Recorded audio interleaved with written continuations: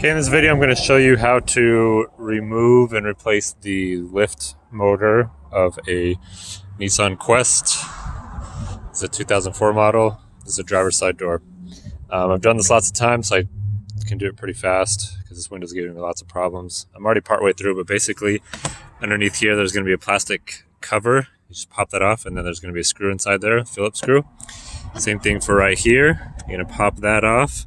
Phillips screw inside there. Once you do that, this will come up and it will have those connected to right here, which you just pop off with a screwdriver. You put a screwdriver inside there and it will come out, and the same thing goes for right here. Once you've done that, there's nothing other screws you need to remove except for this is just a little plastic one. Mine doesn't even have it anymore. And then after that, you want to reach your hands under here and you can start pulling, and it just has the clips on it. So just reach your hand and pull all the way around little by little to where you don't break them. And then this will come free, and it's still attached. The reason is right here. So you can see I've already moved that screw and that screw, and those two are missing. So you just need to remove those.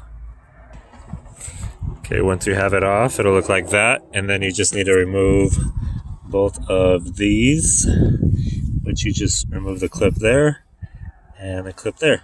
Sorry, it's not focusing.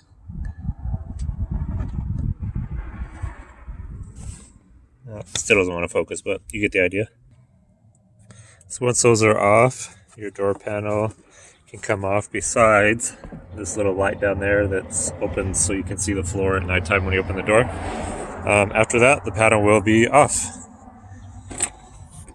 So set the door panel aside. It'll look something like this. What you want to do is, the motor is right in here. This is one of the screws. So you lift this up, this will have glue on it. Have to cut a hole in it like this. I just taped it up because I've already been in here a few times. The reason why I've been in here a couple of times is make sure that your replacement motor has this button right here. It's called the no pinch or anti-pinch button. If it doesn't have that, basically I didn't know that, so I put one in, and basically what happens is you put it in, you roll it up, and when it goes up it'll bounce down because the window thinks that it's on someone's hand or someone's neck or something, so it bounces down. It's a safety precaution, and it will never go all the way up automatically. You have to like manually roll it up until it goes up, so it's kind of a pain. So that's the solution there. Next to just get this stuff out of the way as best you can. Like I said, lift this up. What I do is I just stick it inside here. And then you need to remove the speaker, which just has 3 bolts. They're probably on there pretty tight, as they should be. So you can use a 10 millimeter. And you're just gonna loosen them all. And then loosen this one, which is what I was saying is part of the window, and this one. So they're all 10s, they're all right there. This is the only one that you have to wrench out like the whole way. The rest, once you get them loose, it's quicker just to use a screwdriver. So I'll pause it, you don't need to see all that. I'm doing this one-handed, obviously, like most YouTube videos, so I'll come back when it's all off. Okay, the speaker's off, has a magnet, so you just put it up here, it'll stick to anything metal. With all that off, you can reach your hand in here. In my case, the glass is down, which I'm just barely realizing. The glass needs to be up, so let me roll it up just a moment.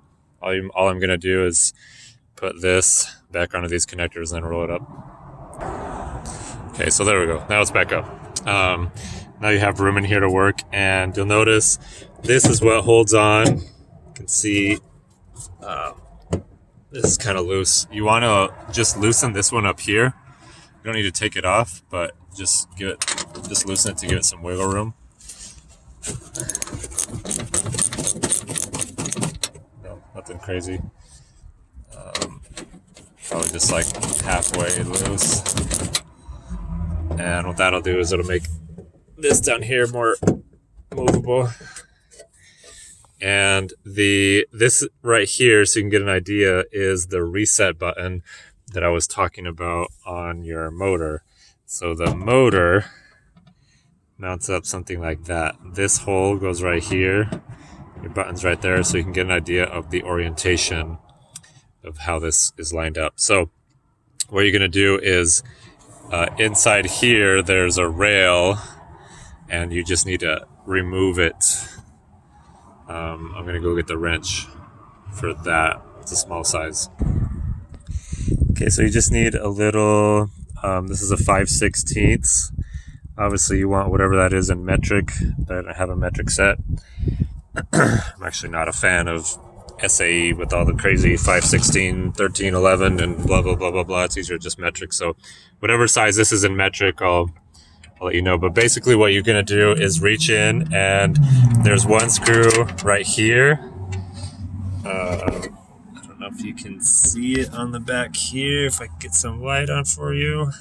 Yes. Okay, so there's, I think that's a screw. I can't really see. Okay, there's one screw. And the other screw is, yeah, I think that is the other one. Yeah. Okay, so that's one, and that's the other. So you're just going to remove both of those. This is where I was saying you need to cut a hole because you have to be able to reach both hands in there. So put the wrench in over here and have at it. Remove those two. You just need to find them. They're going to be along the rail that runs up and down. The two screws. So I lied. The other one is not down there like I thought. It's not that one. It is up here. I don't know if you can see. Yeah, it's right here. This is where the other one. So like I was saying, just you'll feel them around on the rail. The one was right there, and the other one I already removed. That was down there. Sorry, I can't see what I'm videoing, but you'll feel them. So just remove those two. They are like that. They're plastic screws. So it might be easier, I'm just realizing, to leave this one on just because it moves if you don't. So you might just want to leave that on or remove it last if you're struggling. But anyways, what you're going to do next is you can actually feel the motor, and you can see it sticking out right there. What you're going to do is slide the rail back. So you'll see this screw right here. Oh, mine's a little snug. Basically, you want to slide that out.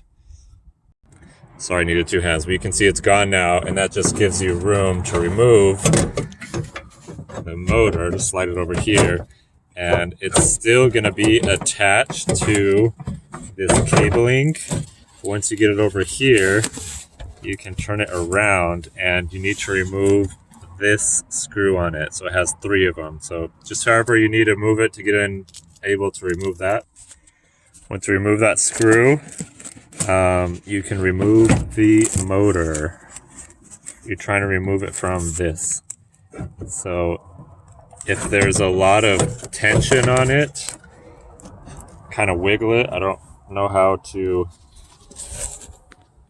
Let's see if you can see this way. So I'm trying to separate it, but there's a lot of tension. So I'm just going to turn the motor a bit, like rotate it. Still kind of snug, so stick a screwdriver in here just to help separate it. You can see it wants to rotate because the motor is tight against the spring. And just wiggle it out softly to where you don't loosen this on the inside, which is where the wires go around the cord, the cable, whatever you want to call it. Here's your motor, and it has a electrical connection right here. Sorry, right here. You just need to unplug that. You can see the cord. Unplug that, and you'll be done. And then install is obviously just the reverse.